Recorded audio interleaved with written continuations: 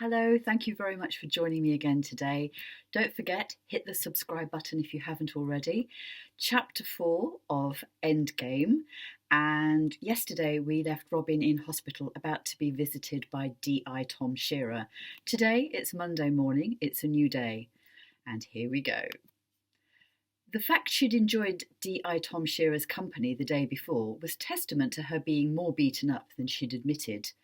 Ordinarily, she'd never have entertained him sitting by her bedside, a bag of grapes in one hand. This was the man who'd stomp over her in the rush to get promotion, or would hang her out to dry rather than lose face with DCI Flint. He was ambitious, his heart little more than a cold pebble in his chest.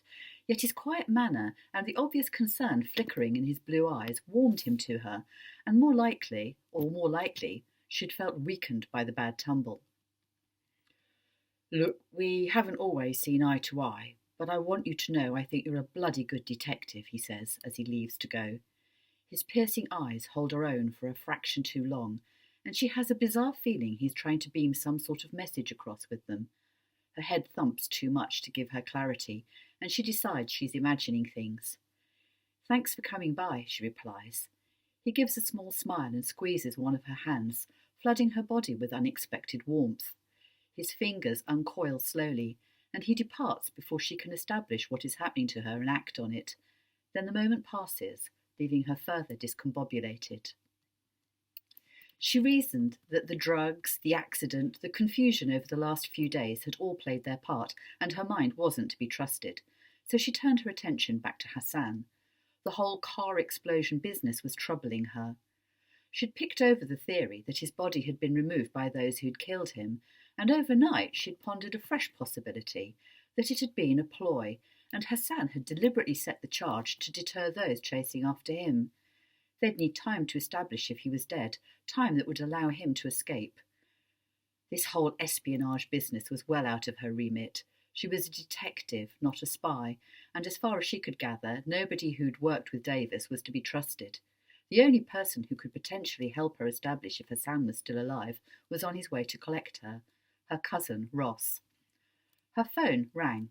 It was one of her team, PC Anna Shamash. Hi, we just got word you're in hospital. D.I. Shearer dropped into the office to ask if we'd heard you'd had an accident during the Iron Man event. Said he thought we might be a man down for a while. Oh, he did, indeed. This explained Tom's visit to her. He wasn't interested in her well-being. His visit had been little more than a spying mission to check how badly injured she was. He was probably already talking to DCI Flint and suggesting she take some leave, giving him an ideal opportunity to toady to the higher ranks in order to procure the DCI promotion in Nottingham. DCI Flint had offered to put her forward for it, and after celebrating Anna and Mitz's engagement, before she'd found Hassan in her home, she'd rung him and accepted. She and Tom would be up against each other for the position, and if he was going to play dirty, he'd find himself with a fight on his hands. Anna's voice interrupted her angry thoughts. So, are you okay? I'm fine. Bit bruised and got a headache, but I'll be discharged in a short while. Well, that's a relief. Can you manage without me today? I'll be back in tomorrow, though. Sure, we're investigating that series of burglaries in Stoke, so everyone, apart from me, is out. Give me a ring if anything crops up. She looked up to find Ross at the door, a holdall in his hand. My ride's here now. I'll be home in the next hour. She threw off the bed cover and swung her legs over the side of the bed. Easy there, said Ross, hastening towards her. I'm not sure you should be getting up without being checked over by a nurse or doctor. Give over. I can't stay lounging about in bed. Besides, I have to talk something over with you, and I don't want to do it here. She got to her feet, stood for a moment to ensure she wasn't going to become dizzy, then reached for the bag and peered inside. He'd chosen a loose-fitting tracksuit and trainers. She gave a nod of approval. Jeanette sorted them, said you'd probably want comfy clothes, and besides, she didn't want me poring through your underwear drawer. Don't know why. Maybe she was worried I'd take a shine to one of your thongs and try it on. She took one look at his deadpan face and couldn't help but laugh, which in turn made her wince as pain radiated through her ribs. You realise I can't unsee that image now. You've scarred me for life. Do you think I need a C or a D cup bra for my man boobs? He replied, looking down at his chest. She left to change before he could say any more. The furry, purring machine that was Schrödinger rested contentedly on her lap, his soft vibrations a constant comfort, along with the sweet tea made by Jeanette.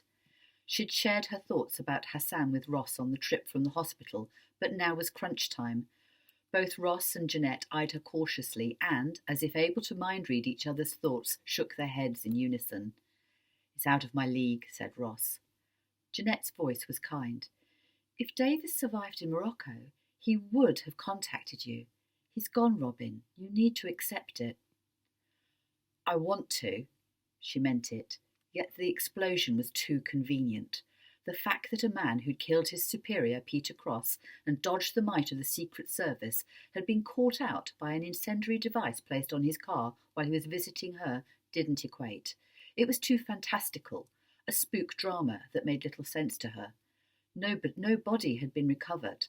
There was no way anyone could have removed it in the time it had taken for the car explosion to be reported and the first responders to arrive. She'd been by her window then, seen the flames, and maybe a figure in the darkness. That was if her mind hadn't played tricks on her. "Ross, I need this to end, and the only way is to find out if Hassan survived that blast, and if he was alone." Jeanette cast her husband a wary glance and released a sigh. Petite but fiery, she was the only person who could order Robyn's gruff yet lovable cousin about. "Ross? Oh, not you as well. You know what she's been through. At least see if you can find any witnesses or whoever the police are saying the car belonged to." Furrows etched into the topography of his forehead. Then he clattered his mug onto the table and stood up. "Oh, for goodness sake, what chance do I have against a pair of you?" Jeanette beamed him a smile. "Okay. I need to examine your nanny cam app footage from a few days ago. I want to see Hassan for myself and work out if I can track his exact movements that night. There's a camera over the front door. From it, I might be able to fathom out which direction he went in, unless you saw him leave." "No, I didn't. I'll access the app from the office computer and trawl through the footage." Ross gave a tight smile. "Make sure you bloody well rest while I'm gone." Jeanette got to her feet as well. "I'll leave you too. Email me if you need anything. I'll put it on alert so I'll hear if there are any incoming messages." They departed together, a united force, leaving Robyn with a sense of loss. The last couple of years they'd been with her every step of the way, and without them she'd never have regained her sanity or will to continue. Now all the good they'd achieved was in danger of unravelling if she didn't get a grip. "Off you get, little chap." The cat landed lightly on the carpet where he studied her, and she rose from the settee, gripping the arm tightly as the room swam in front of her eyes. The headache was still plaguing her. For once she'd take Ross's advice, have a bath and rest up for a couple of hours. Tomorrow she was going into work regardless of how bloody sore she felt. Tom was not getting any opportunity to outperform her. She was going to go flat out to win the Nottingham promotion. No sooner had she stretched out on her bed than her front doorbell rang. She ignored it, and the second time, but when it pealed for a third, followed by a rat-a-tat-tat of the letterbox and a voice she recognised calling her name, she headed downstairs and opened the door. She hadn't expected to see him again so soon, but spotting the anxious look on his face, quickly realised it wasn't a social call. Tom raked a hand through his hair, streaked with silver. "Sorry, Robyn, I didn't know what to do. Who else I could ask for help?" "Come in. What's up?" I... It was unlike him to stumble or be lost for words. She'd never seen him so flummoxed, standing in the hallway, hands loosely by his side, shoulders slumped, face long and drawn. "Tom?" "My son, Brandon." "What happened to him?" "We don't know. Term's over at university, and he was supposed to spend the holidays with Ellie and Mark. He was due home last night, but he didn't show, and he isn't answering his phone. His gear is still in place at his university digs, no attempt to pack them, and his mates don't know where he is. He hasn't been seen since Saturday afternoon." She fell into a practiced mode, one she'd used numerous times when dealing with shocked relatives of victims. "Come and tell me all about it."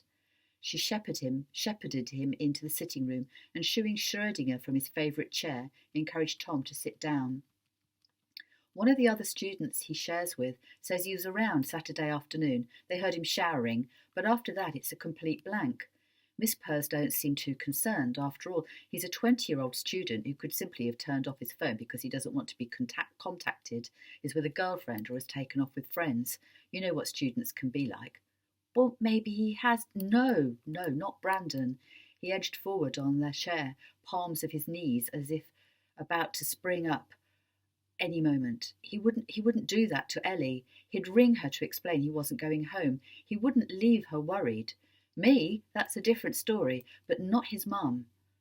What are Miss Purrs doing about it? The usual. They don't think he's high risk. It seems he's been out for 3 nights attending various parties, and they think he'll turn up soon. It's not been 24 hours since Ellie rang me, and I alerted them.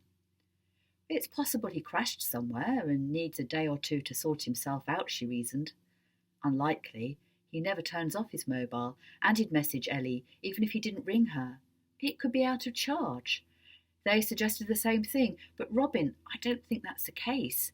He had a job lined up for today working at Mark's logistic company, and although Brandon may be difficult at times, he isn't irresponsible. Tom, this isn't really something my team will be able to take on. We don't search for missing persons.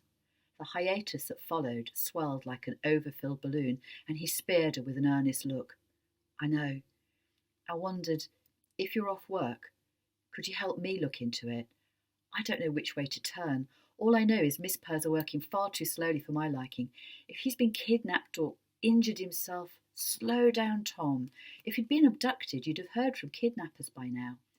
His shoulders lifted and dropped in one motion, accompanied by a pain-filled sigh. He lifted his hands to his temples and pressed until the skin turned white around his fingertips. I don't know what else I can do. Call it intuition, but I'm certain something bad has happened to him. It's normal for any parent to worry, he cut her off with a shake of his head. I'm not like normal fathers. I'm fully aware that I fall short in the parental responsibility stakes. I let Ellie deal with all that growing up shit and teenage angst. I take the back seat, or the easy option as Ellie calls it, and let Brandon live his life as he sees fit. He gets enough grief from Ellie and her other half. He doesn't need it from his old man as well. But this feels wrong. I'm worried something awful has happened to him, and I'm worried I'll fail him yet again. For crying out loud, I'm a police officer. I ought to be able to find my son. The look he gave her tugged a strip from her heart. Guilt mixed with concern turned him into an Edvard Munch figure of screaming despair, lengthening his features to the point where it seemed as if his skin might drip from his skull. Okay, I'll get us a cup of tea and we'll go through everything. Create a picture of your boy's movements, obtain a list of friends and see what we can do. He nodded weakly and seemed to fold in on himself. She hastened to the kitchen, her head still throbbing dully, a pain infinitesimally smaller than the one Tom was currently experiencing. Tomorrow, Chapter 5. See you then. Thank you very much for listening. Bye.